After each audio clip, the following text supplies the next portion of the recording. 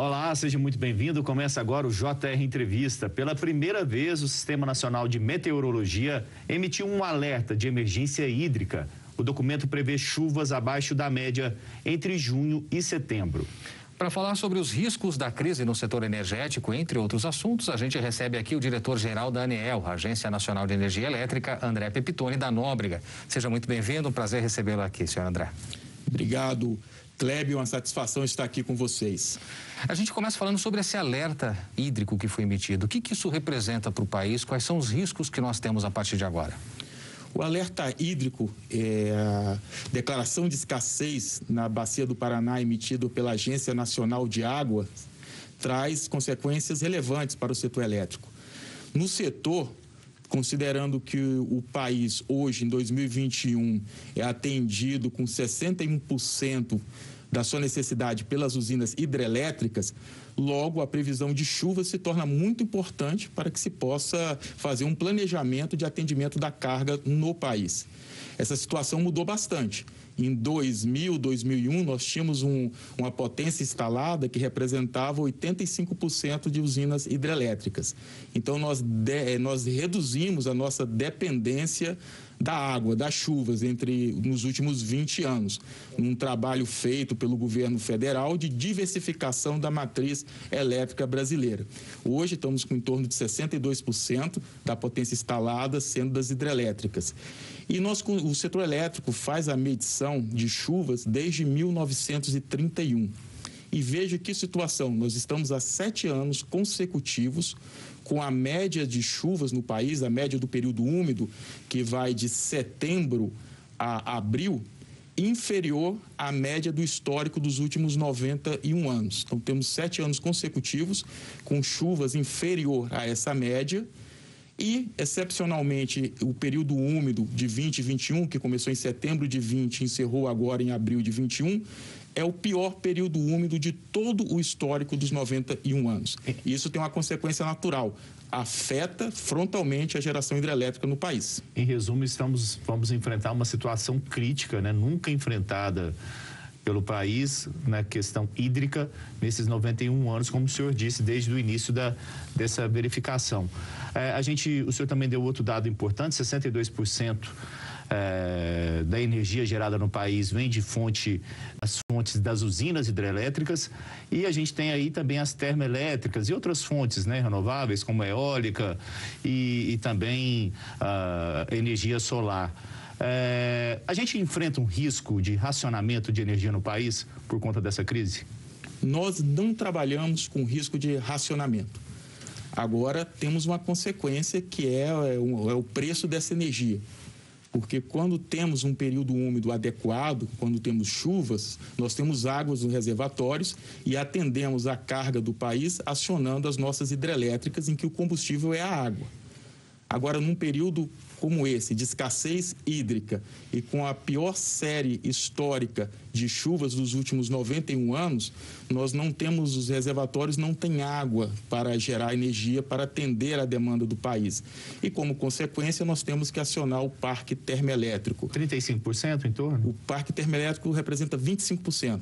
Nós saímos em 2000 de 14% e chegamos agora com 25% da nossa matriz, que também ela foi diversificada com fonte eólica, que ultrapassa 10% da potência instalada, está chegando mais ou menos uns 13%, e temos também a fonte solar, que já representa 3% da potência instalada do país. Então, essa diversificação da matriz nos permite ter energia em período de hidraulicidade adverso, porém uma energia mais cara, pelo fato que as térmicas, elas funcionam com combustível, e o combustível das térmicas é o óleo combustível, o óleo diesel e o gás natural, e isso tem um custo. E elas já estão funcionando a todo vapor?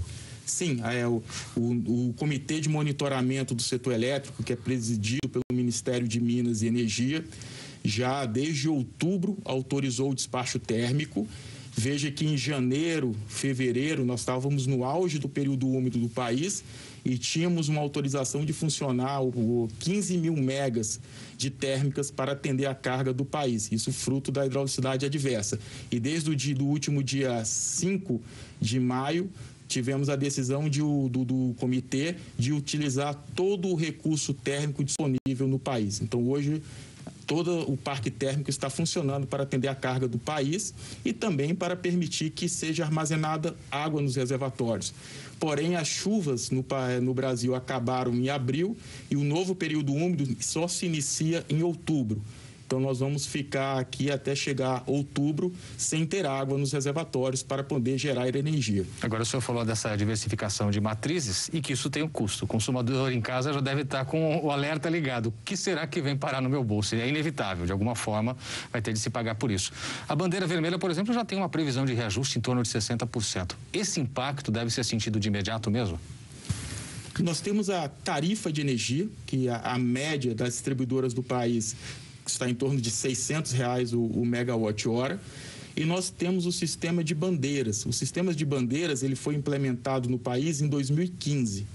E ele é muito importante porque ele traz transparência para o consumidor e para o cidadão do custo de geração de energia no país.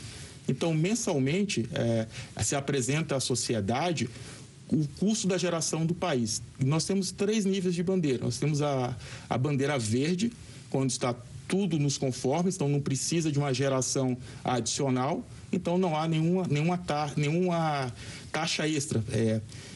Temos a bandeira amarela, que se faz necessário, então, um nível intermediário de térmicas. Então, se recolhe mensalmente o combustível para pagar esse nível intermediário de térmicas. E depois nós temos a bandeira vermelha patamar 1 e patamar 2. Hoje, estacionada no Brasil, a bandeira vermelha patamar 2, que tem um custo de R$ 6,24 para cada 100 kWh de consumo, que é justamente para poder pagar o combustível das térmicas. A bandeira, o valor dos patamares da bandeira é definido pela Agência Nacional de Energia Elétrica sempre após o período úmido. Então, o período úmido se encerrou em abril, então nós avaliamos como é que está o armazenamento dos reservatórios e conseguimos fazer uma previsão olhando para os próximos 12 meses, já com um nível de segurança, né, nessa previsão, em função de conhecer o armazenamento, para então definir qual vai ser o despacho térmico. Considerando que estamos diante de uma crise hídrica e com a pior série histórica dos últimos 91 anos de chuva, nós não temos águas nos reservatórios. Então, olhando para frente, até o início do próximo período úmido, em novembro, nós vamos precisar de toda a geração térmica do país por todo esse tempo. Então, o valor a ser estabelecido na bandeira vai representar o pagamento do combustível dessas térmicas. Agora, observe, a ANEEL abriu uma audiência pública em março, que encerrou em abril, apresentou naquele momento um valor, uma alteração de 20% na bandeira, ela sairia de 6,24 para 7,57.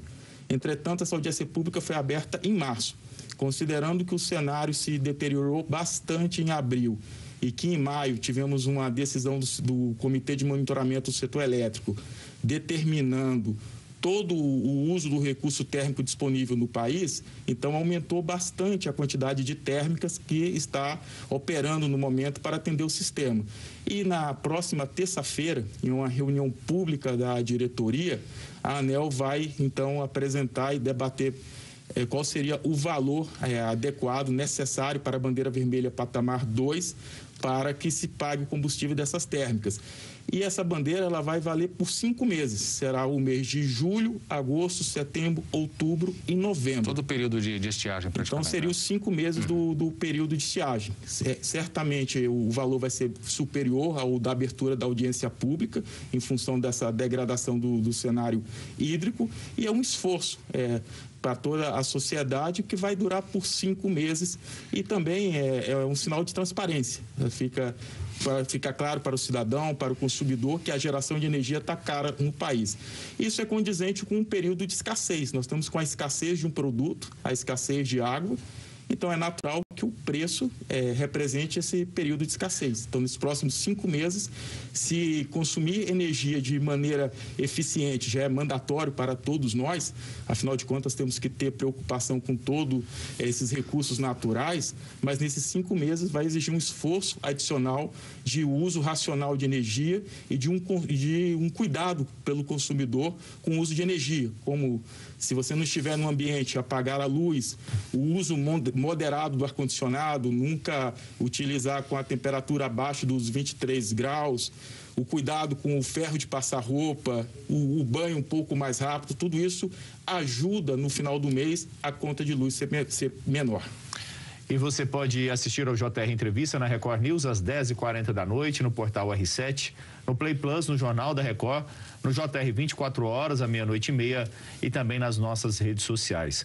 Quando vocês já estavam discutindo um reajuste na bandeira vermelha, patamar 2, de 20% sobre essa bandeira vermelha, nós tínhamos quantos por cento aí, uma previsão de quantos por cento do parque de termoelétricas em acionamento, mais ou menos? Olha, qual que era a previsão? É importante discernir a tarifa de energia da bandeira tarifária. Sim. A tarifa de energia custa R$ 600 para cada megawatt-hora, isso é uma média do Brasil. A bandeira tarifária é um adicional hoje vigente de R$ 6,24 para cada 100 kWh de consumo. Então, o que nós vamos estar tratando aqui não é da tarifa de energia, claro, mas da bandeira tarifária. Quando foi aberta a audiência pública em março, não se tinha presente toda essa necessidade de térmica na operação do sistema. Se imaginava uma necessidade de mais ou menos quanto? Isso só veio ocorrer após o término do período úmido que se deu em abril. Ou seja, o mês de abril é um mês de chuvas no país, mas excepcionalmente nesse ciclo não choveu nada em abril. A chuva nesse período úmido, ela não se comportou da maneira normal. Então a chuva não chegou em outubro, não chegou em novembro, ela chegou em dezembro e se encerrou em março, tendo abril um período sem chuvas. Então, naquela oportunidade, não se considerou o despacho de todo o bloco térmico. No início de março, quando se deu a abertura da audiência pública pela Agência Nacional de Energia Elétrica. Mas havia alguma expectativa de se usar 50%, 60% do parque térmico na época? Qual que era a previsão? A modelagem da bandeira é toda uma modelagem matemática, não é uma conta direta assim que eu vou usar 60% do parque térmico. São uma série de fatores que são considerados. É o despacho da térmica, é a questão do GSF, é o pagamento da energia de reserva. Então, tem toda essa conjuntura de fatores. Bom, a minha pergunta era só para ver se havia a expectativa de um reajuste de... o senhor já falou que é de mais de 20% sobre a bandeira vermelha, patamar 2. Já há alguma expectativa, mesmo que o valor não esteja definido, de que será de 30%, de 25%? Essas contas estão sendo feitas nesse momento, isso vai ser estabelecido e apresentado na terça-feira, em reunião pública do colegiado de diretoria da ANEEL, mas o que a gente já pode deixar a mensagem é que vai ser bem maior que os 7,57 sinalizado na abertura da audiência pública, mas que isso vai vigorar por 5 meses, até o mês de novembro. A gente sabe que a indústria também forma um polo consumidor muito importante de grande impacto, senhor André. E vocês pensam justamente nisso, tentar deslocar essa faixa de consumo. O que pode ser feito, o que já está em estudo nesse sentido? De fato, nós estamos avaliando, junto com toda a governança do setor elétrico, com o Ministério de Minas e Energia, com o Operador Nacional de Sistema, com a EPE, a Empresa de Pesquisa Energética, e com a CCE, a Câmara de Comercialização de Energia, temos um comitê e que estão sendo estudadas todas essas ações para fazer com que o país enfrente esse período adverso de geração. Então, nós temos ações pelo lado da oferta, que é potencializar o aumento de geração no sistema. Inclusive, vamos lançar, já está em audiência pública nesse momento, as regras para contratar toda a biomassa disponível no país até dezembro, para aumentar a geração. A ANEEL está atuando nas concessões que foram outorgadas, mas que as usinas ainda não entraram em operação comercial, para ver aquelas que podem antecipar ao máximo essa entrada em operação comercial. Estamos atuando para garantir com que haja combustível líquido nas usinas térmicas, tanto a gás natural, a óleo diesel, a óleo combustível, e estamos atuando também pelo lado da demanda. Pelo lado da demanda, vamos buscar ações para deslocar o consumo de energia na ponta. Afinal de contas, o sistema ele é todo planejado para ser atendido no horário da ponta, que é aquele horário em que o sistema está estressado.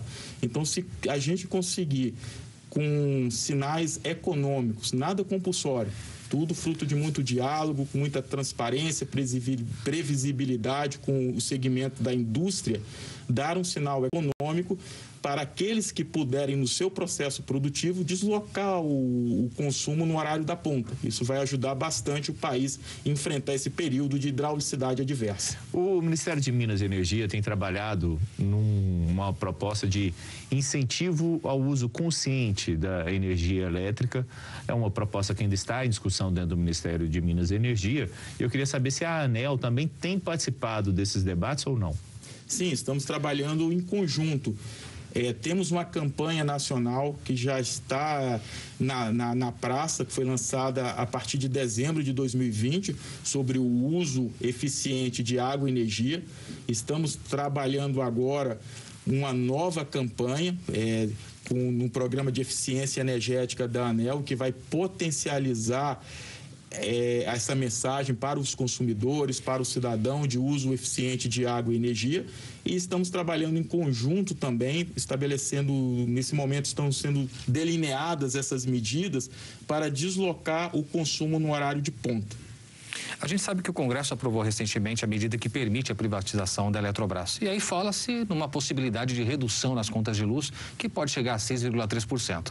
Mas nem todos os especialistas concordam com isso. O que o senhor acha que de fato pode chegar à geração de economia nesse aspecto? Veja, Clébio, antes de mais nada, eu quero fazer um reconhecimento aqui ao sistema Eletrobras, ao legado do sistema Eletrobras para o Brasil. Se hoje nós temos essa malha de linhas de transmissão conectando o país, e se nós temos usinas hidrelétricas usando tecnologia de ponta e uma das maiores do mundo instalada, devemos isso ao sistema Eletrobras.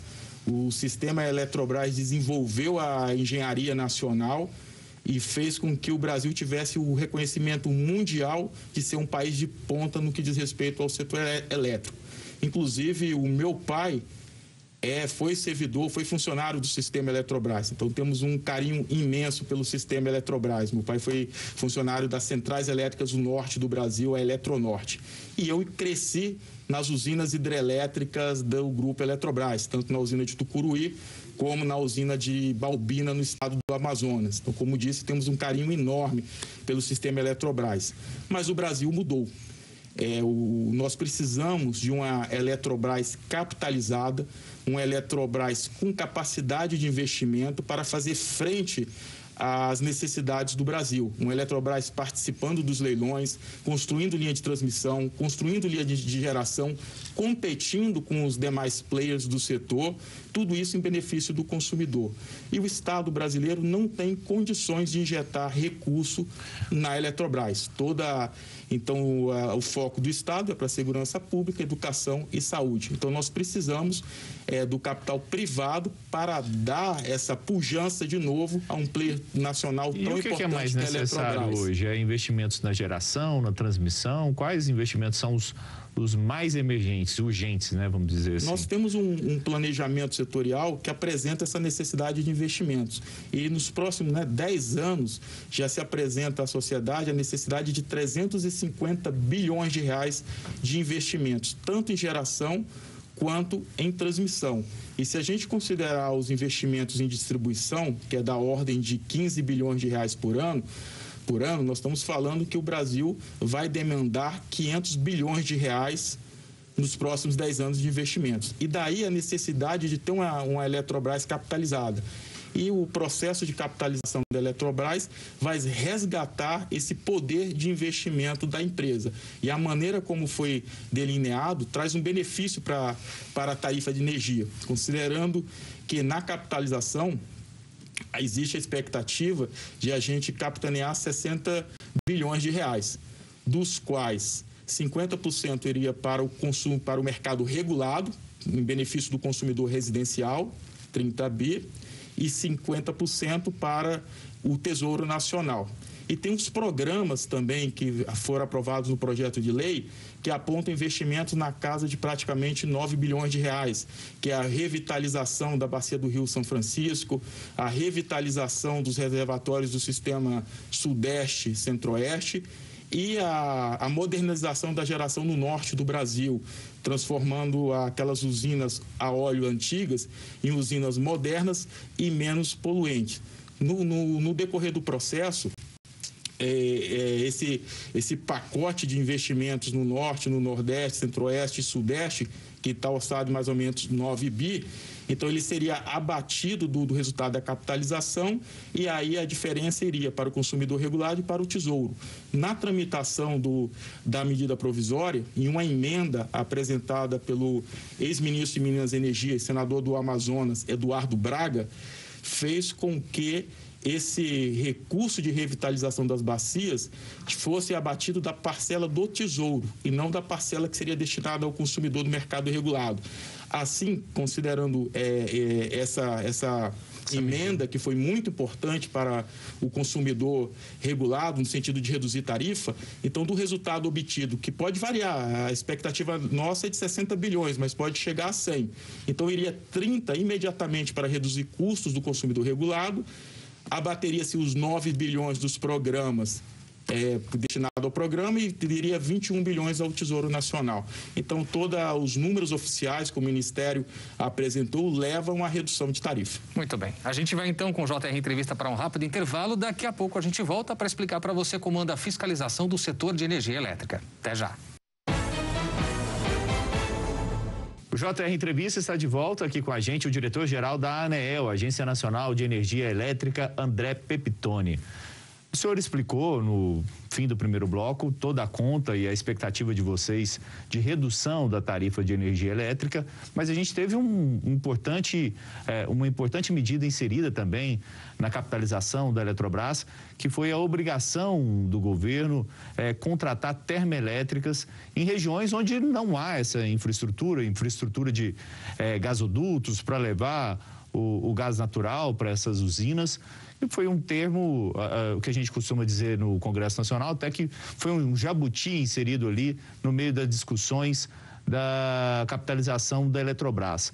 A obrigação da contratação dessas termoelétricas pode aumentar o custo da energia elétrica no país? Foi apresentado o estudo para a sociedade, nós trabalhamos com transparência. Claro, os números podem ser contestados, mas a partir de umas premissas definidas pelos Ministérios de Minas e Energia, foi apresentado o estudo do impacto dessa contratação térmica na tarifa e se mostra benéfica para o consumidor, reduzindo tarifa. Em grande medida, nós estamos contratando a quantidade de megawatts de usinas que vão ser descontratadas agora. São usinas térmicas a óleo diesel, que tem um custo de geração que pode chegar a R$ 1.400 o megawatt-hora, em que os contratos vão acabar agora entre 26 e 28. Então, essas usinas, de acordo com o projeto que foi aprovado no Congresso Nacional, está para a sanção do presidente da República, determina que serão contratadas usinas a gás natural, veja, um combustível mais limpo, um combustível ambientalmente menos poluente do que o óleo diesel, e há um custo que está estabelecido em R$ 360 para iniciar a licitação. Então, vai ser feito um leilão em que o custo teto dessas térmicas é R$ 360. No processo competitivo, esse valor vai ser abatido. Então, observe que nós vamos estar trocando um parque térmico antigo a óleo diesel por um parque térmico moderno, tendo como combustível gás natural, um parque térmico antigo que tem um valor que supera R$ 1.000, chegando a R$ 1.400, por um parque térmico moderno em que o preço para iniciar o processo competitivo é R$ 360. Então, é devido a isso que se tem a convicção de que vai ter redução de valor na tarifa. Foram feitas essas contas e está disponível para a sociedade na internet. A fiscalização, senhor André, do setor elétrico é uma das funções da ANEEL. Existem muitas reclamações. Quais são os grandes desafios nesse sentido? de fato, cabe à ANEEL fiscalizar toda a geração, transmissão e distribuição no setor elétrico brasileiro. E a agência atua empregando as melhores técnicas mundiais de fiscalização, usando métodos adotados até e recomendados pela OCDE. E esse ano de 2020, nós tivemos uma boa notícia para o consumidor. No que diz respeito à distribuição de energia, se a gente pegar toda a série histórica, foi o ano em que o serviço, as redes de distribuição ficaram mais tempo em toda a história disponível à sociedade. Nós tivemos apenas 11,5 horas sem suprimento na rede de distribuição. Foi o melhor índice alcançado em todo o histórico. A rede ficou 99,86% disponível aos consumidores. Então, a gente observa que o ano de 2020 foi um marco importante e mostra que estamos avançando na qualidade do serviço prestado ao consumidor brasileiro. E esse avanço, ele se dá em função da regulação econômica que a ANEEL imprime, se dá também devido ao acompanhamento do contrato de concessão. Fazemos uma gestão do contrato de concessão que essas distribuidoras têm assinado com a União, para que o serviço seja desempenhado a contento para o consumidor. Bom, a gente tem só mais um minuto para encerrar o bloco. O senhor chegou a ser chamado para ir ao Congresso explicar o apagão que atingiu o Amapá no ano passado. O que já foi concluído aí sobre esse episódio? Sobre o episódio do Amapá, a ANEEL emitiu 2 autos de infrações. Um na LMTE, que é a transmissora responsável pelas instalações, foi a maior multa aplicada pela ANEEL. A multa se dá em percentual da receita da empresa e também aplicamos uma multa no operador nacional do sistema pela falha da comunicação para as autoridades do que estava acontecendo nas instalações da LMTE. Mas é uma multa efetiva que a empresa é obrigada a pagar? Não tem como escapar? Sim, a superintendência emitiu o auto de infração e cabe às empresas, tanto ao ANS e ao LMTE, recurso à diretoria da ANEEL. Então, nesse momento, estamos na fase do recurso. As duas, tanto o operador quanto a concessionária LMTE, apresentaram recurso na diretoria, que ainda não foi julgado. Obrigado. O JR Entrevista faz um rápido intervalo. No próximo bloco, as ações da ANEEL durante a pandemia. Continue com a gente. De volta com o JR Entrevista, o nosso convidado de hoje é o diretor-geral da ANEEL, Agência Nacional de Energia Elétrica, André Pepitone. A gente fala agora das ações tomadas pela ANEEL em relação à pandemia. Uma delas foi aí a questão do corte de energia elétrica, a proibição de que isso ocorra, que foi inclusive prorrogado. Qual é o impacto disso e quanto isso deve durar ainda? Diante do quadro da pandemia que se iniciou ano passado, a ANEEL teve o cuidado com os consumidores menos assistidos, os consumidores mais vulneráveis. E, diante disso, se implementou a medida de que proibiu o corte no país. Então, num primeiro momento, em 2020, se proibiu o corte de todo o consumidor residencial entre abril e junho de 2020. Depois de junho de 2020, nós avançamos com a proibição do corte, mas agora para um universo mais reduzido. Seriam para aqueles consumidores mais vulneráveis, menos assistidos, que é conhecido como consumidor baixa renda, que usufrui a tarifa social. Então, essa medida foi estendida até dezembro de 2020, depois estendida até março de 2021 e agora, mais uma vez, foi estendida até setembro de 2021. Está proibido o corte para os consumidores baixa renda. Agora, o que não se pode confundir é a proibição do corte com o incentivo ao não pagamento à inadimplência. Bom, vamos falar rapidamente sobre a retomada da economia. Há uma previsão de crescimento de mais de 4,5% da economia este ano e se prevê também para o ano que vem 2,5%. São necessários investimentos no sistema elétrico nacional para suportar esse crescimento, provavelmente da economia e também da demanda de energia elétrica? Sim, o plano decenal já acena investimentos da ordem de 350 bilhões de reais em geração e em transmissão de energia nos próximos 10 anos. E considerando o investimento de 15 bilhões de reais em distribuição ano a ano, então podemos falar em 500 bilhões de reais que será investido.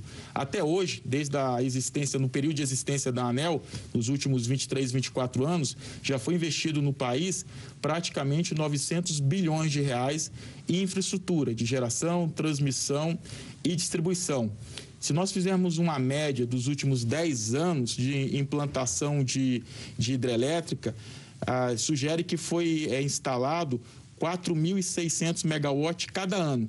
Nós tivemos um pico em 2016, que foi quando entrou em operação as turbinas das usinas do Rio Madeira, Santo Antônio Giral e da usina do Rio Xingu de Belo Monte. Então, especificamente em 2016, entrou em operação no país mais de 9.500 megawatts. Eu gosto muito, Clébio, de comparar o setor elétrico com o de agricultura. Eu tenho que plantar para colher. Então, se eu não outorgar as usinas agora, não conceder o licenciamento ambiental, eu não consigo colher daqui a 3 anos térmicas e daqui a 3 anos hidrelétricas.